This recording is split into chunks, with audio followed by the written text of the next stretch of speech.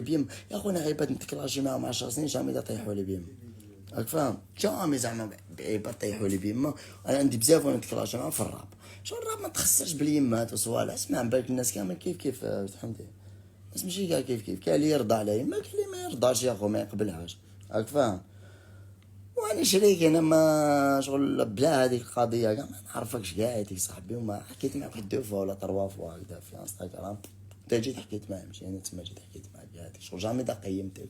ما زعما كاين اللي نهضر معاك هكا سيرتو كي شتيك هذيك الخطايا شغل ماشي نيفو صاحبي، راك شايف يا شغل مازالك يا خو تهضر عليا انايا شغل تقول علاش ضربتوني مازالكم بكري، وانت مازالك بكري في لي جاست تاعك في الهضره تاعك، شايف يا خو شغل ما عيب يا خوك فاهم؟